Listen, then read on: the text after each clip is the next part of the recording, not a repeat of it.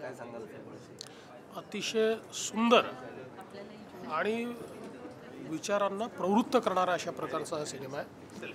प्रत्येक भारतीयाने पाहिलाच पाहिजे आणि विशेषतः नवीन पिढीने तर हा बघितलाच पाहिजे असं माझं मत आहे.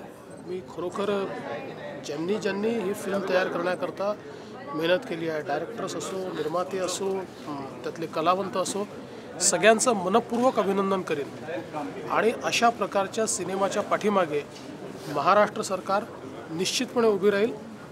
अशा प्रकारचे अधिक सिनेमे निघाले पाहिजेत याला महाराष्ट्र सरकार प्रोत्साहन देईल. सर, कुठे ना कुठे तुम्ही सुरुवातीला सांगितलं की टिळक लोकांपर्यंत पोहोचली पाहिजे, त्यांचा मेसेज पोचला पाहिजे. तुम्ही सिनेमा पाहिला, मेसेज पोचला आहे? मेसेज हा पोचतो आहे आणि पोचेलच, कारण तो शाश्वत विचार आहे. लोकमान्यांनी मांडले जो विचार आहे, आधी स्वराज्य आणि मग सुराज्य.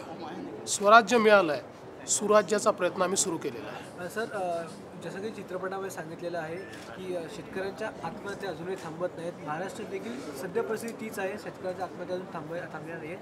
काय आपण सांगाल याच्यावर? नाही, ही खरोखर महाराष्ट्राकरता, राज्यकर्ते म्हणून आमच्याकरता देखील अतिशय लाजिरवाणी स्थिती आहे की शेतकऱ्यांच्या आत्महत्या होतात. त्या थांबवण्याकरता शाश्वत उपाययोजना करावी लागेल, ती आम्ही सुरू केलेली आहे. आणि मला विश्वास आहे की प्रामाणिकपणे जर आम्ही प्रयत्न केला तर हे निश्चित थांबू शकेल.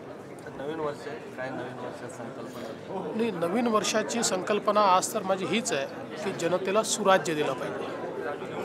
थँक्यू.